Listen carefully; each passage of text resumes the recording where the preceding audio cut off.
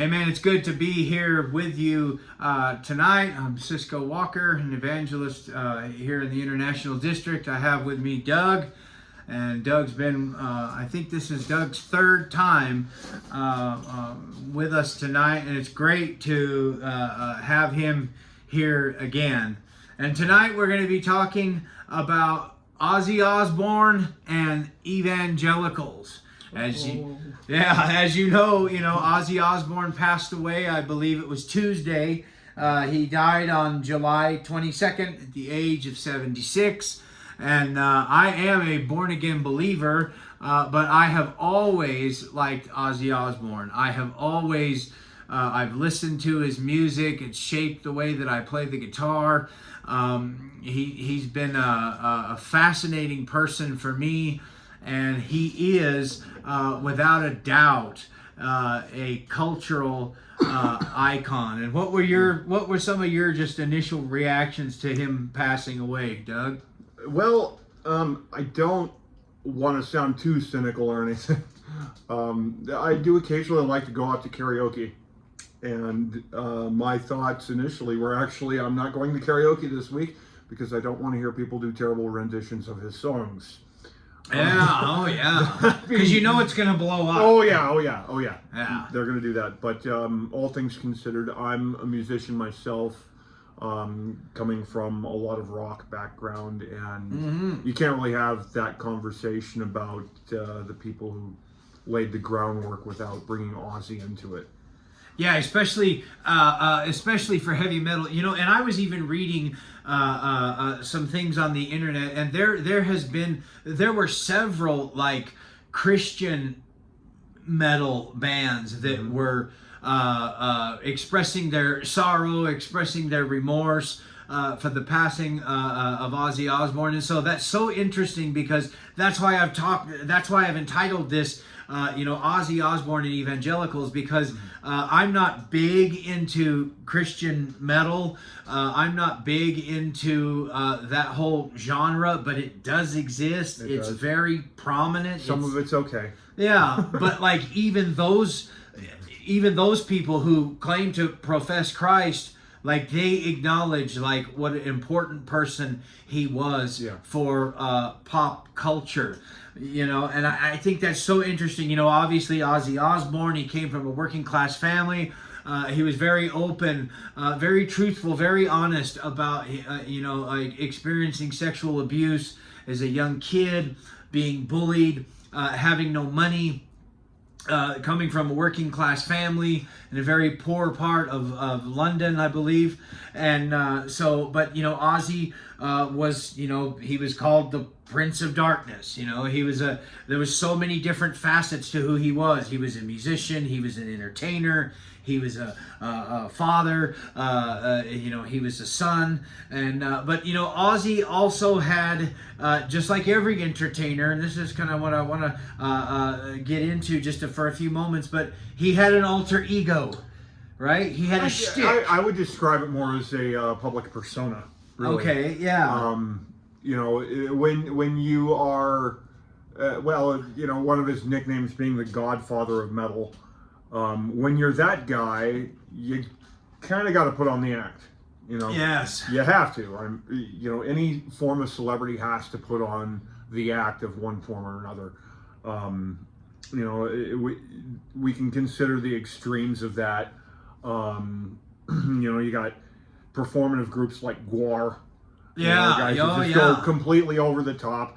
That's not what they're like in real life, though. Yeah, It's just not what they're like. But Alice Cooper is the same. Yeah, Vincent Werner, right? Yeah. Because there's Vincent Werner and then there's Alice Cooper. You know who else was like that too? Was Lawless. Blackie Lawless from Wasp. Yeah. And so this is so interesting because a lot of people, especially evangelicals, they're going to look at Ozzy Osbourne and they're going to literally think that he's the Prince of Darkness, because they simply don't understand being an entertainer and how an entertainer has a shtick. They come out and when they perform, they become somebody else, right? And you say, well, how can you do that? Well, human beings are very complicated people. It is the nature of the entertainment industry. It doesn't even matter which facet of it You're talking about pretty much everything in the entertainment industry is a form of deception.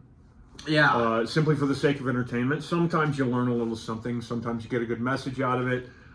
But ultimately, everything it's all deception. Yeah, and there's people, and there's been stars, and there's been celebrities like where like they get stuck in the avatar, like they get stuck. You know, Marilyn Monroe, Norma Jean, right? Like it's seen Sid Vicious. Was it John Ritchie? I can't remember his real name, from the Sex Pistols. You know, like they become, because John Lydon was Johnny Rotten, you know, but there's Johnny Rotten and then there's John Lydon. And so like, especially with Wasp, like you had Blackie Lawless, and like Blackie Lawless could take off the makeup.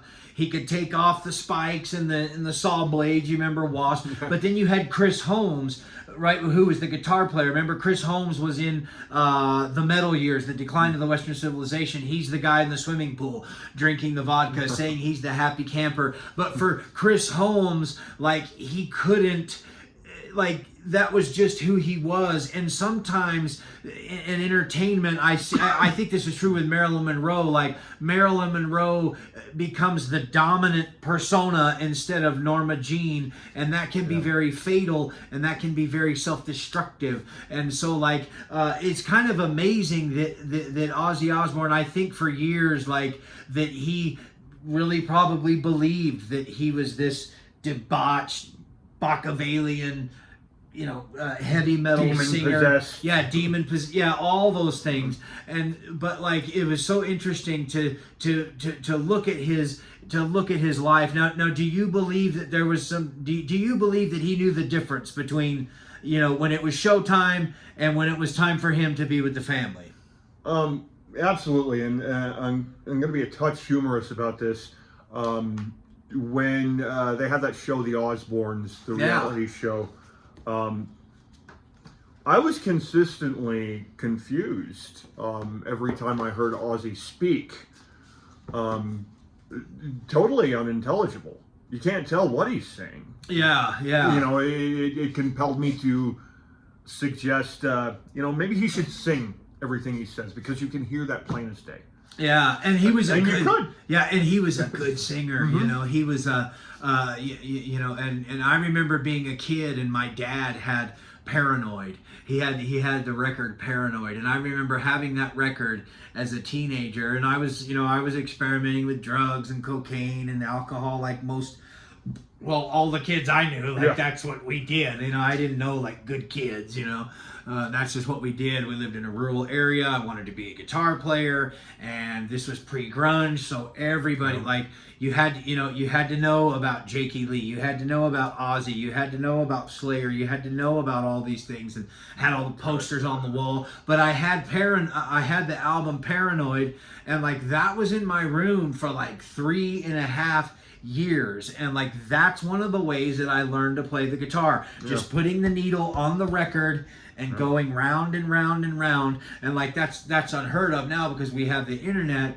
But like one of the first like real harmonica players I heard was Ozzy Osbourne playing on Wizard, right? Remember he played on the song Wizard. And so like that shaped me. And, you know, and as an evangelical, you know, sometimes we can take flack because, you know, they can say, well, how can you listen to somebody that is a demon-possessed person that's full of the devil, that's doing the devil's work. And that's kind of the next vein that I'd like to go into, because, you know, Ozzy was viciously attacked by evangelicals in the 80s. Yeah. You know, there was that witch hunt from the Satanic Panic. You remember that? I do remember that. I was actually, I was a kid at the time, and church was my social life when I was a kid and a young teenager. So when I was a kid, a lot of evangelicals had this whole, the whole witch hunt mentality. Matter of fact, Petra wrote a song about that. But Petra was the one that sounded like Braveheart music, like feudal. Kind of a little bit sometimes. But the song "Witch Hunt" on Beat the System is basically talking about that. Singing, "We're on another witch hunt, taking a break from all our gospel labor, on a crusade, but we forgot our saber." Yeah. And that happened a lot back then.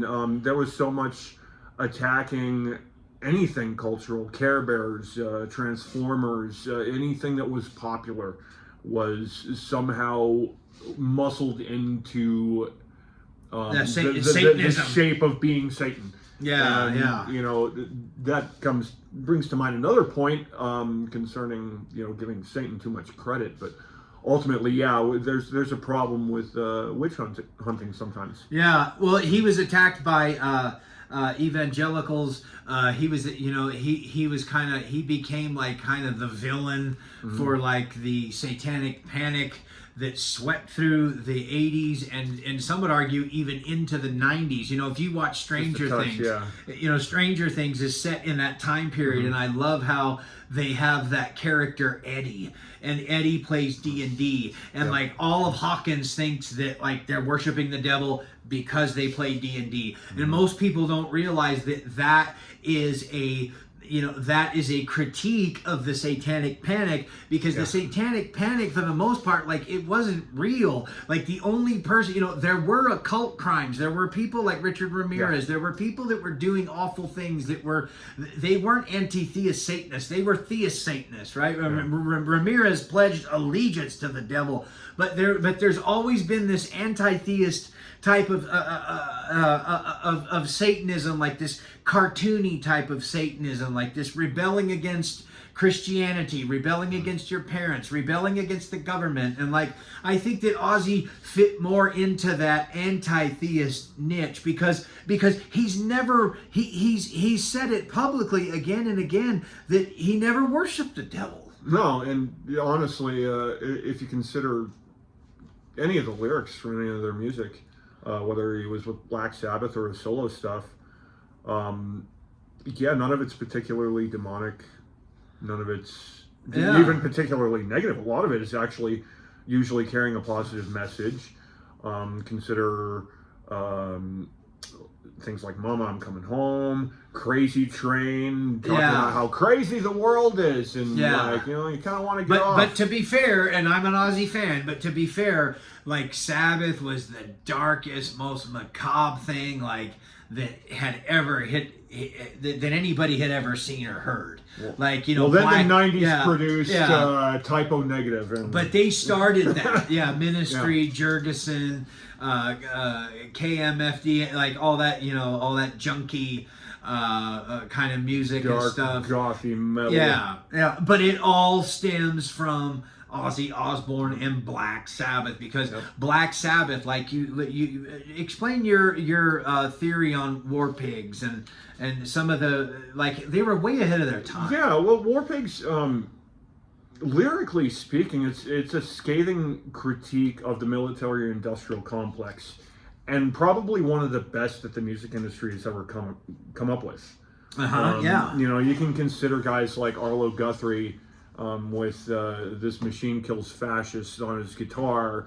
You know, okay, that's great, singing folk songs and protest, but, you know, you want to get down to being real hard about this, you know, there are war pigs.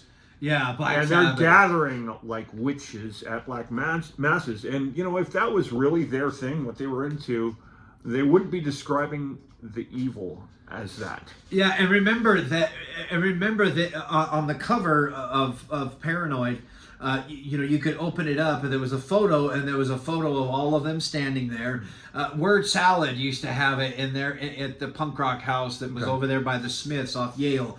But it's Ozzy, and he's got his hands, he's young, you know, Black Sabbath, he's got his hands on his hips, and he's got a cross, he's wearing a cross. Always wearing a cross. Yeah, and the reason that he said that the reason that he wore the cross, you know, in the old days of Black Sabbath, is because the true Satanists wanted to get rid of them. Like, they were like, you guys aren't really glorifying the devil. You guys are drawing attention to this. You're not taking this seriously. Mm-hmm. So he was actually afraid of people who were like in the occult, because there's a difference between being in the occult and, now, did they experiment with drugs? Absolutely. Oh, yeah. Did they you know? I mean, there were rock stars.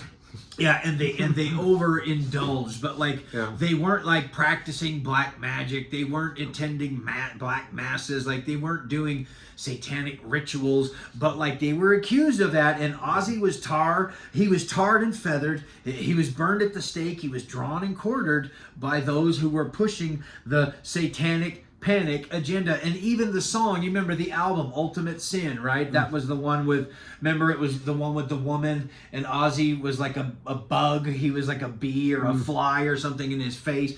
Well, he wrote Ultimate Sin as a jab at evangelicals because they were always demonizing him and saying that he worshiped the devil. And like that's pretty interesting. You know, he was Geraldo had him on for his satanic Geraldo really pushed that satanic panic. And he lucky Bill O'Reilly wasn't around back then.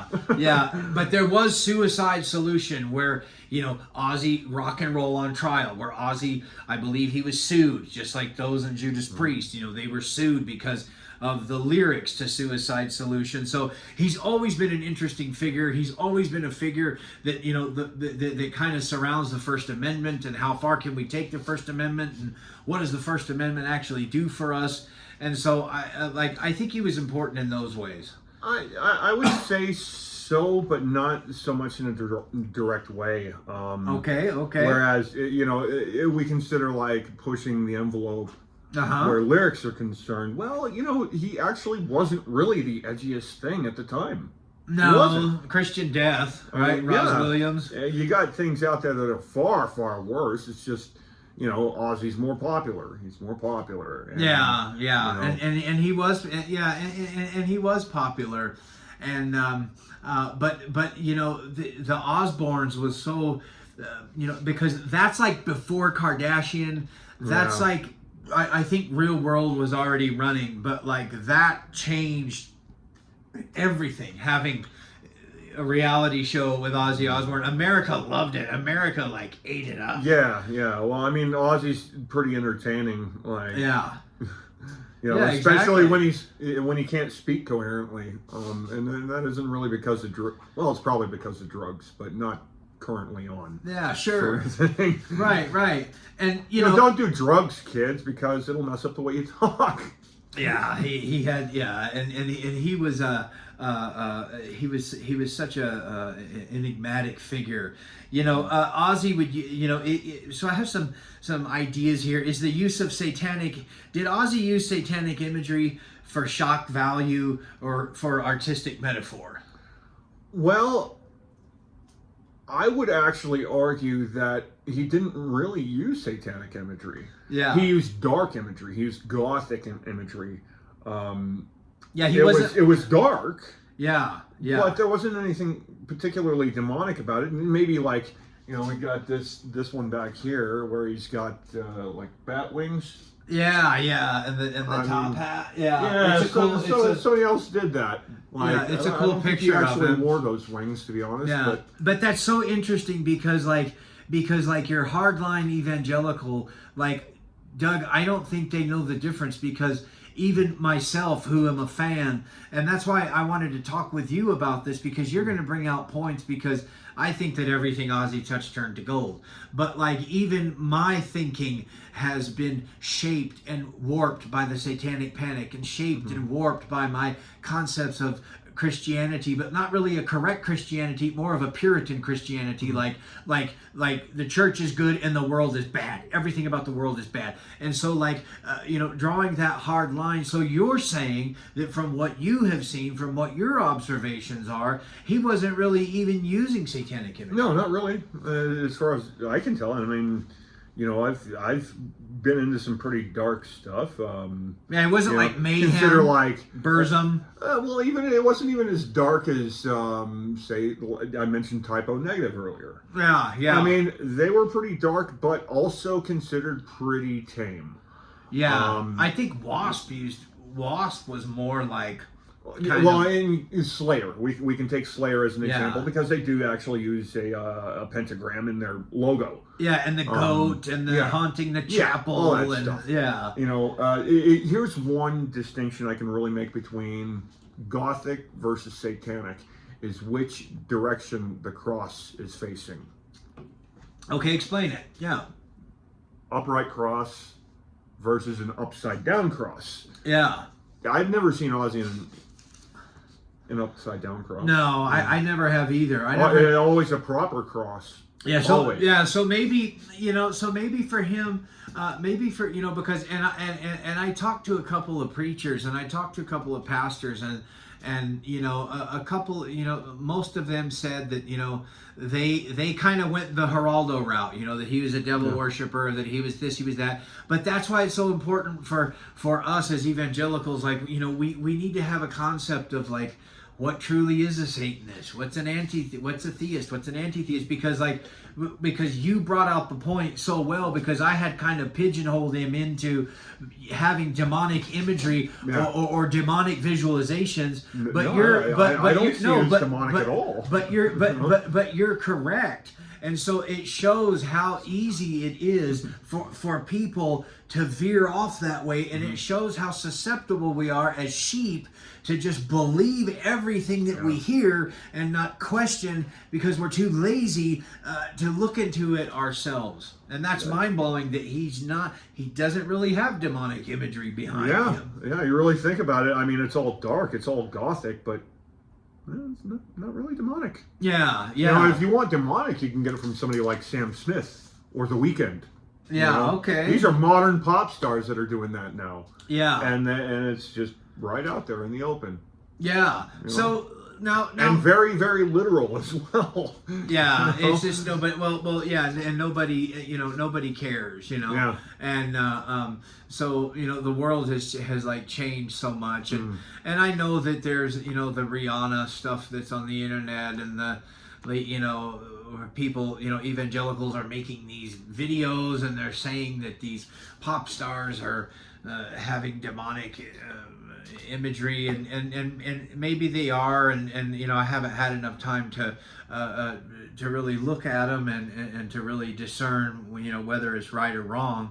But you're always going to have that. But on a more positive note, from what I have seen and what I have read, and I believe it to be accurate, it seems as if towards the last days that he was here on earth, that by and through the power of the Holy Spirit, and particularly the Word of God, i.e. the Bible, like the wheels were turning for him, I think. What do you think about that?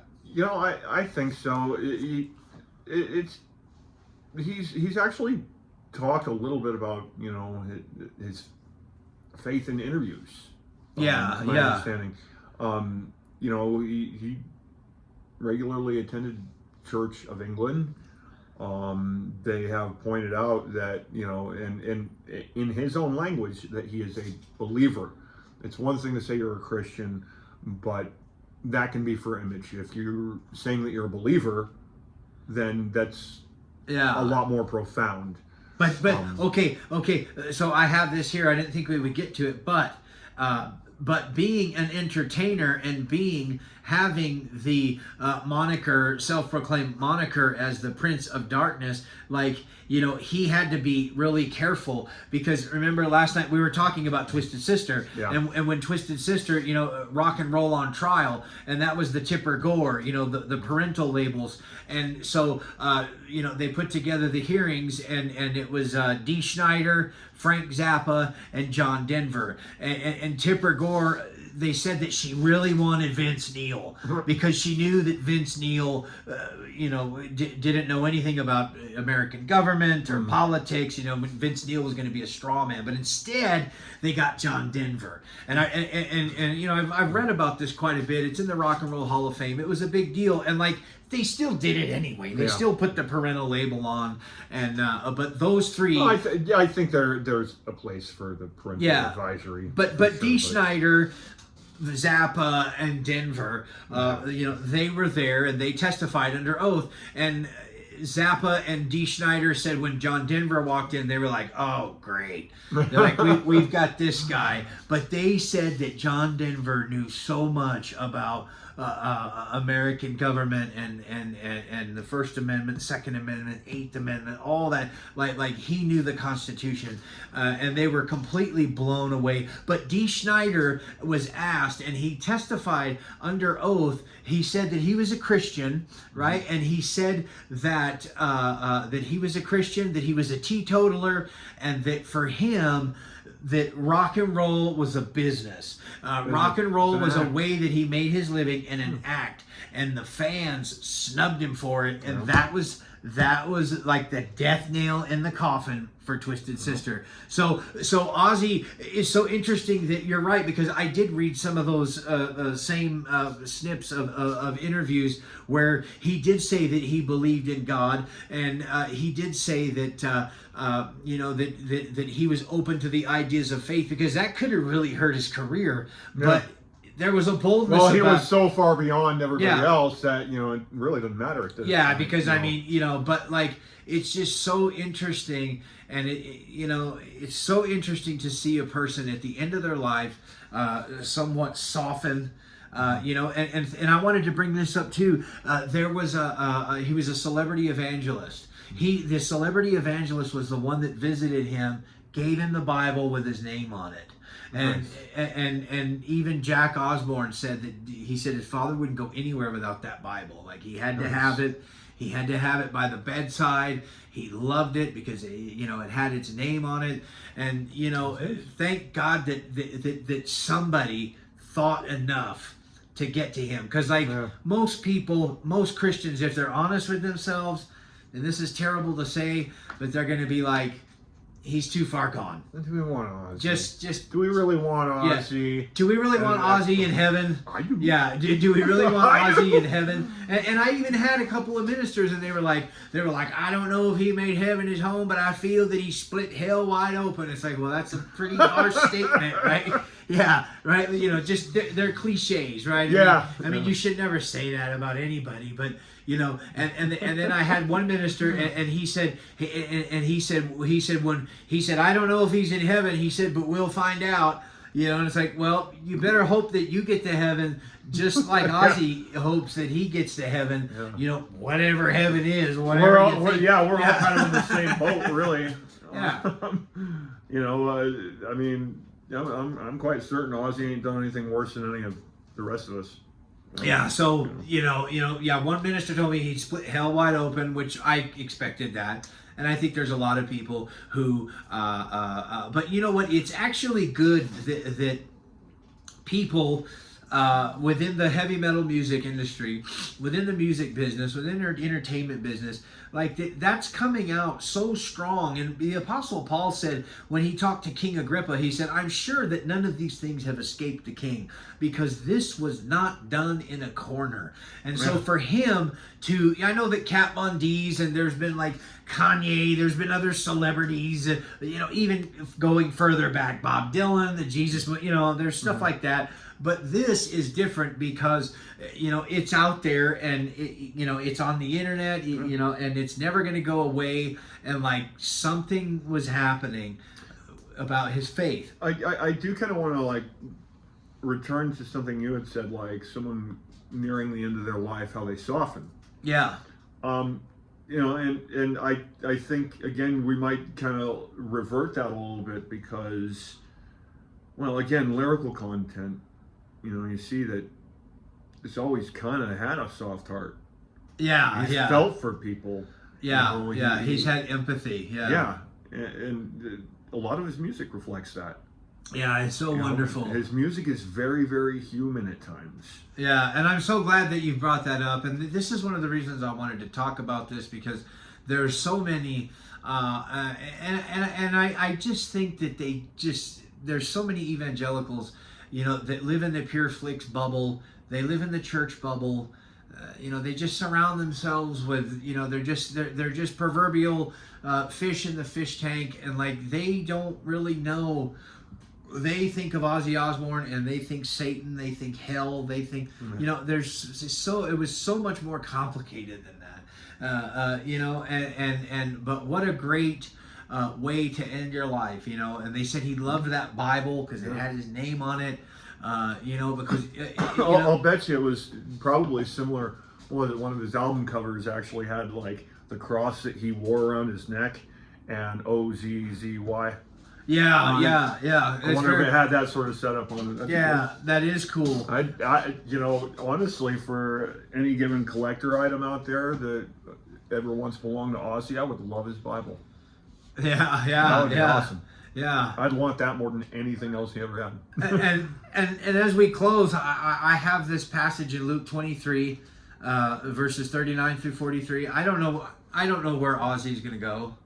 I don't know if Ozzy Me either. I'd like to think that he's going to meet up with us. I don't know if I'll make it to this, land beyond the blue, whatever you want to, whatever heretical Christian, heretical old-fashioned hymn you want to talk about, heaven, the sugar candy mountain. I don't know, but I'm cynical about heaven. But at the same time, because I can't understand heaven because I'm locked in time. Yeah, I know it takes faith, but and additionally, like for me, sometimes it seems almost too good to be true. We're limited by the parameters of our perception. Yeah, exactly. That's all there is to that. That's a great way to put it. But I'm not saying that Ozzy accepted Christ into his heart. I'm not saying he's going to be walking on streets of gold and walls of jasper, gates of pearl. I'm not saying might those be things. serving ice cream there. Yeah. But this is the passage. Then one of the criminals who were hanged blasphemed him, saying, "If you are the Christ, save yourself and us." But the other answering rebuked him, saying, "Do you not even fear God, seeing we are under the same condemnation, and we indeed justly, for we receive the due reward of our deeds, but this man has done nothing wrong."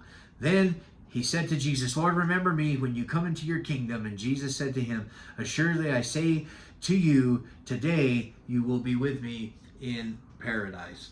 And it's so wonderful to know that we can't forget he suffered a lot. Yeah. With addiction, he close to madness, close to like losing his mind. He had the ATV accident. He had something, remember with the back. Yeah. I think he went through hell the last few years of his life. All the medical problems. He got off all the drugs and alcohol and all that, man. He did it. And he's a symbol. At the very least, and I believe there's a whole lot more that he is, but he's a symbol at the very least. He is tangible evidence of the grace of God. Because how in the world could somebody abuse themselves mentally, physically, through drugs and alcohol? How in the world can someone like that live to be 76 years old? Yeah. It has to be God. It is incredible. And, God uses people in ways that we can't even fathom. Yeah, and at the end, God will always get glory. Yep. Yeah, so we hope that you've enjoyed this. We've been talking tonight about Ozzy Osbourne and Evangelicals. If you're an evangelical, we plead with you, lighten up on Ozzy Osbourne. If you can't root for Ozzy, you're not human. God bless you, and thank you. God bless y'all.